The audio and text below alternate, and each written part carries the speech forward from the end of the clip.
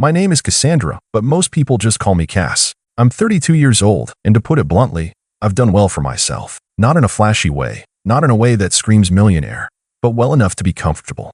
I have a career I love, I travel when I want, and I don't lose sleep over bills. Most importantly, I got here on my own. No handouts, no shortcuts, just years of hard work. That's something my family can't stand.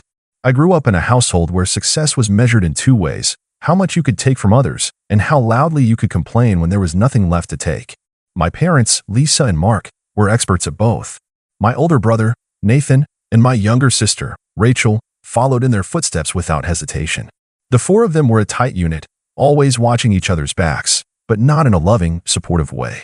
More like a pack of wolves, waiting for the right moment to sink their teeth into anyone who showed weakness. I was different. Maybe it was because I was the middle child. Maybe it was because I learned early on that relying on them meant setting myself up for disappointment. Whatever the reason, I left home the moment I could, put myself through college with scholarships and side jobs, and carved out a life that had nothing to do with them. That should have been the end of it. But family ties are complicated. No matter how much distance I put between us, they always found a way to pull me back in. Not with kindness, not with apologies, but with guilt. They were struggling. I was doing well. Wasn't it my duty to help? And, stupidly, I did. It started small. A couple $100s here, paying off a late bill there. Then came the loans that were never repaid, the emergencies that somehow only ever seemed to happen to them. And then, the house. I bought the house 2 years ago as an investment property. A beautiful 3-bedroom home in a good neighborhood, the kind of place I wished I'd grown up in. It was supposed to be a rental, something to generate passive income. But my parents had other ideas. The moment they found out I owned a house, the manipulation began. My mother called me in tears, sobbing about how their landlord had raised the rent again, how they couldn't afford it, how they were going to end up on the streets. My father, always the more practical one, didn't cry. He just sighed heavily and told me how disappointing it was that their own daughter would rather rent to strangers than help her family. Nathan and Rachel chimed in too, acting like I was some kind of monster for hesitating. "You have everything," Rachel had sneered. "Why can't you just do this one thing for them?" So, I caved. I told myself it was temporary, that they'd get back on their feet and move out in a few months. But months turned into a year turned into 2. And in all that time, they never paid a single cent. Not for rent, not for utilities, not even for maintenance. I covered everything. And if I ever dared to bring it up, they acted like I was the one being unreasonable. "They're your parents, Cass," Nathan had said once, shaking his head like I was some ungrateful child. "You wouldn't even have this house if they hadn't raised you."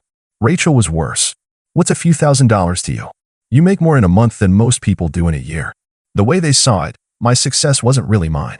It was theirs. Something they were entitled to. Which brings me to tonight. It's my father's birthday, and my mother insisted on throwing a big family dinner at the house I paid for, of course. I had no intention of going. I had long since stopped trying to be part of their little club. But then my mother called, her voice syrupy sweet, telling me how much it would mean to them if I showed up, how it had been so long since we'd all been together. I should have said no. I should have ignored the call and gone about my life. But there's still that part of me, buried deep down, that wants to believe they're capable of being different. That maybe, just maybe, they can treat me like a daughter instead of a walking ATM. So, I go. I park down the street, taking a moment to gather myself before walking up the driveway. The lights inside are bright, shadows moving behind the curtains. Laughter spills out through the slightly open window loud, unfiltered. I pause, my hand on the doorknob, just as my name is spoken. "She actually came?" Rachel's voice drips with amusement. I thought she was too busy hoarding her precious money to spend time with her family. Maybe she's finally learned to be generous, Nathan laughs.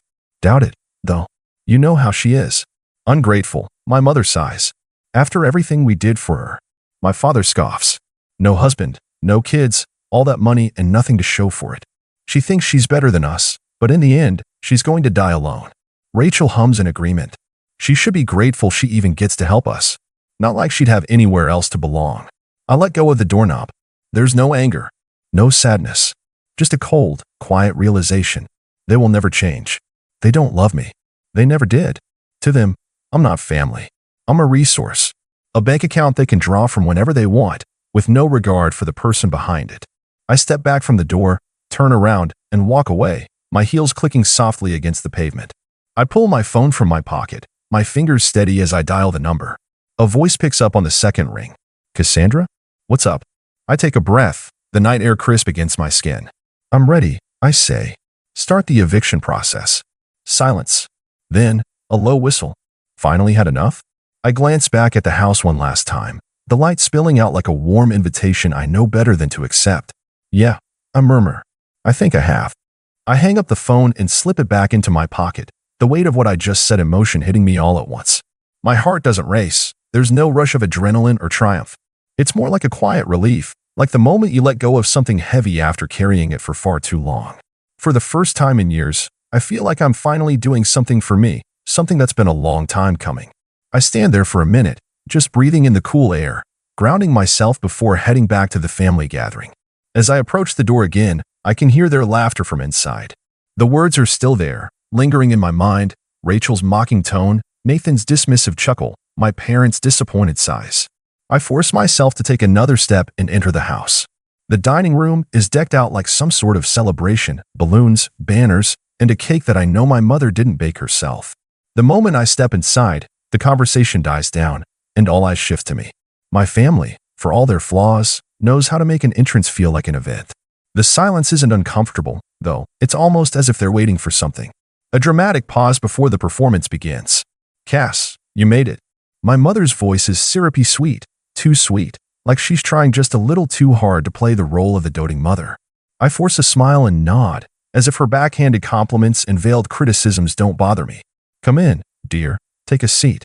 We've been waiting for you. I slide into a chair at the end of the table, the seat that's always been mine since I was a kid. They've never made room for anyone else. No boyfriends, no partners, no friends, just me. I can feel their eyes on me, but I keep my focus straight ahead, pretending to admire the centerpieces. Rachel shoots me a quick glance, her lips curling up into a barely concealed sneer. It's always been like this with her, like she's bitter I've managed to carve out a life without relying on them. My father grunts from the other end of the table, fiddling with his fork as he eyes me like I'm some kind of puzzle he hasn't quite figured out. So, Cass, he says, his voice low and careful. How's the business going? Still raking in all that cash? His tone is passive-aggressive, the kind of jab that's supposed to sound innocent but is anything but. I don't take the bait. It's going well, I say, keeping my voice neutral. I won't give them the satisfaction of knowing how well it's going. Busy, but good. Good, my mother says quickly, too quickly. Glad to hear it. We've been wondering, though, how much longer we can stay in this place. We don't want to overstay our welcome. The words hang in the air for a moment, and I can't help but laugh inside. They really think I'm that naive, that I haven't noticed the way they've been manipulating me for the past 2 years. The guilt trips, the faux concern, the constant reminders of how hard they've worked for me, all of it, designed to make me feel like I owe them something. Nathan, always the one to push things a little further, leans back in his chair with a smirk. Yeah, I mean, Cass, you're doing so well for yourself. I don't think it'd be too much of a stretch for you to, help us out more. We've been living here for a while now. I feel my jaw tighten, but I keep my composure. You're welcome to stay as long as you need to, I reply, my voice as calm as I can manage. But I think we both know this situation can't go on forever. Rachel pipes up, her voice dripping with sarcasm. Yeah, right? If you ever decide to actually help us. But I guess it's hard when you're too busy spending your money on yourself, huh? I force a smile, but I can see her smirk faltering as I lean forward slightly, my eyes meeting hers. Rachel, you've never been shy about telling me what you think I should do with my life. But just so you know, I don't need to justify my success to you or anyone else. The words are sharp, cutting through the tension in the room, but I don't care. I've let them push me around for far too long. My mother shifts in her seat, her smile never quite reaching her eyes. Of course not, dear, she says, but there's a thinly veiled bitterness in her tone. We just want what's best for you, that's all. I glance around the table, and for the first time, I don't feel the pull of guilt or obligation. I don't feel the weight of their expectations pressing down on me. I know, deep down, that what I'm about to do is the right thing, even if they'll never see it that way. I nod slowly, my gaze hardening. Well, I've made some decisions, and I think it's time we have a conversation about the future, I say, my voice steady, but with a firmness that makes everyone in the room sit up a little straighter. I don't need to say it aloud, they all know what I mean. I'm done being the one they can lean on without ever giving anything back.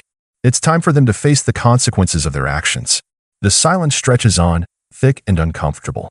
My father is the first to break it, his voice low and edged with something like impatience. What's that supposed to mean, Cass? He asks, his brow furrowed. You don't think we've done enough for you over the years? I let out a slow breath, My mind flashing back to all the times I've been the one to help, the one to bail them out, the one to fix things when they couldn't be bothered to try. No, I don't, I answer softly, but the words hit harder than I expected. And I think it's time you all start to figure things out on your own. The room goes still.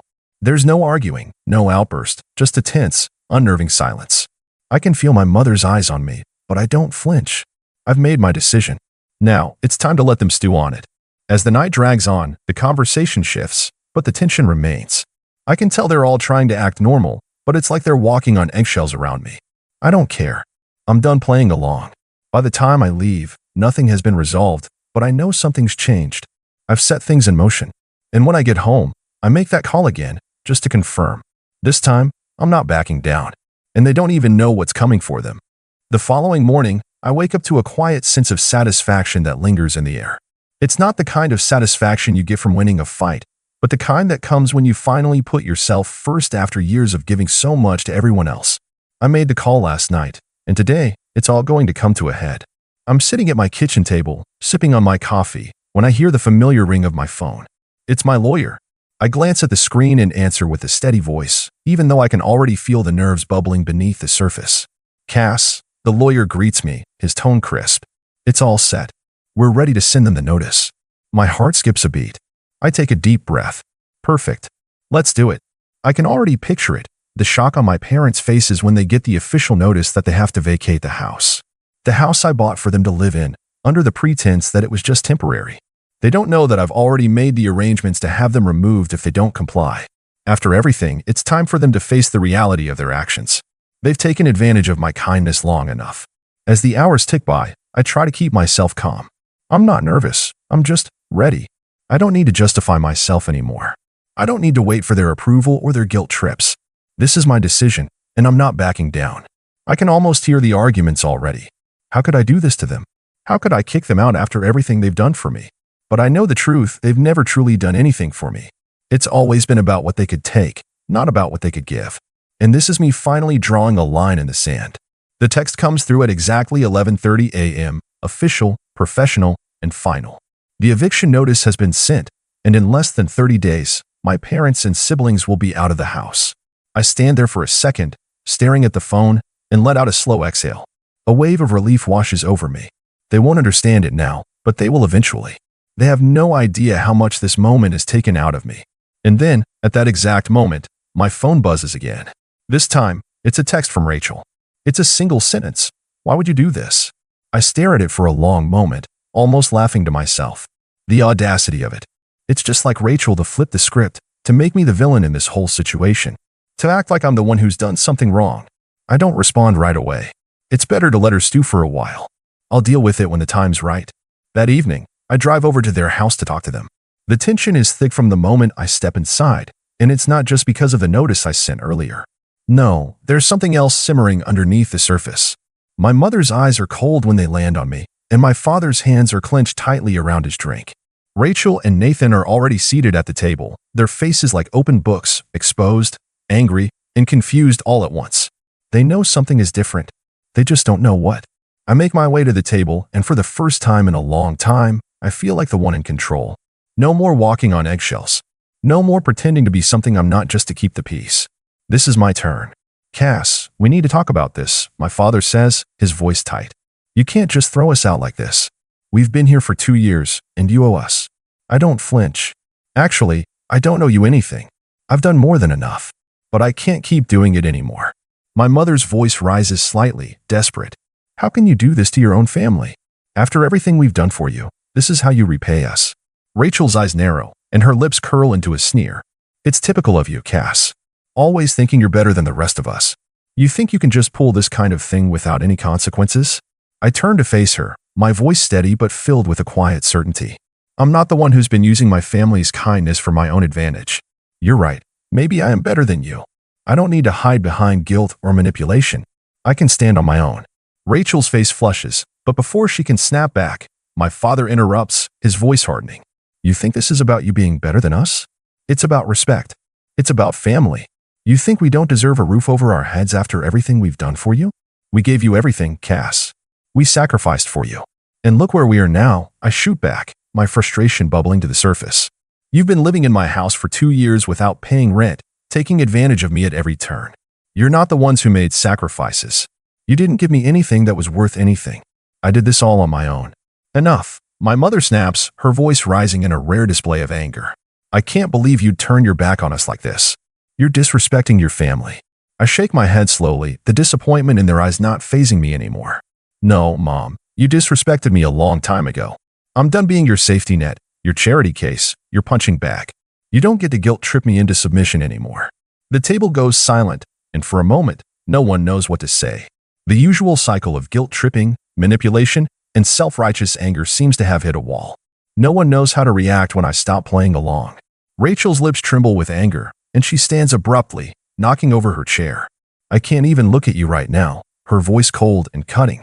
You're awful. My father stands up, too, his voice low and seething with a barely controlled rage. You don't get to treat us like this. You'll regret this, Cass. You'll regret everything. I won't, I reply, my voice steady and unwavering.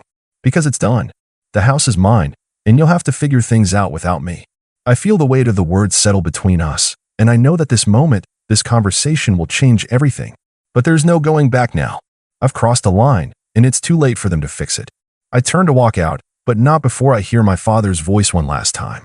You'll be sorry, Cass. You'll see. I don't answer. I don't need to. Because I know, deep down, they'll never see things the way I do.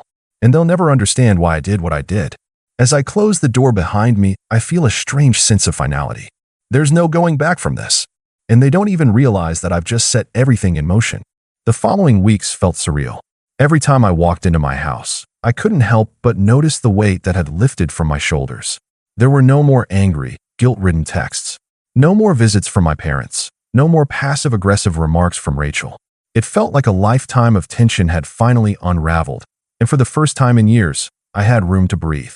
But of course, that wasn't the end of it. I knew it wouldn't be. The eviction notice had been crystal clear, and the clock was ticking down.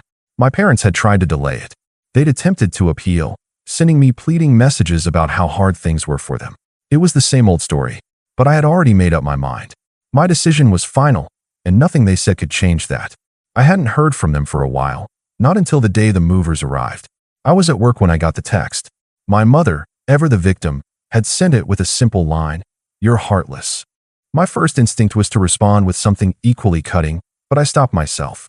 There was no need. I had already done what was necessary. They had to face the consequences of their actions. The movers arrived that afternoon. My parents weren't home, which, frankly, was better for everyone. I didn't have to deal with their angry words or guilt-laden attempts to manipulate me one last time. I had given them more than enough chances. Now, they would face the reality of what they had done. By the time I got back home that evening, the house was quiet.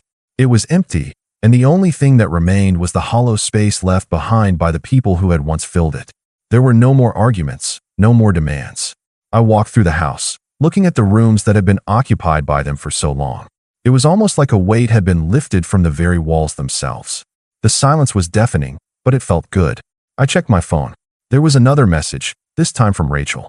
I can't believe you kicked us out like this. You don't even care about family. You think you're so much better than us. I didn't even bother responding. The next few days were strange. My phone buzzed with family members trying to get in touch, messages from cousins, distant relatives, and even some of my friends who had heard rumors. Some of them tried to play mediator, asking if I could just forgive them, or telling me how harsh I was being. They didn't understand, and I couldn't bring myself to explain. What was there to explain anyway? I had been carrying them for years, allowing them to manipulate me and guilt-trip me into doing everything for them. But no one had ever truly been there for me.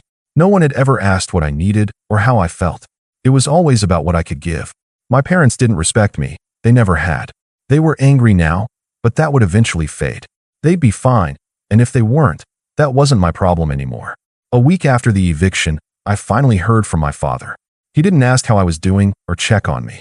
Instead, it was a long, angry rant about how I had destroyed the family and that I would eventually come crawling back, realizing my mistake. I read the message, then deleted it. The next family gathering was awkward, to say the least. My parents and siblings were nowhere to be seen. I hadn't expected them to show up, not after everything that had gone down. But I couldn't help but feel that cold pang of disappointment when I realized they weren't there, either. It was probably for the best. I wasn't about to beg them for forgiveness. I wasn't going to let them drag me back into that toxic cycle of guilt, manipulation, and ungratefulness. It was over. As the days passed, I noticed a subtle shift in the way I approached life. I stopped feeling guilty for prioritizing my needs over theirs. I started making decisions for myself, without worrying about their reactions.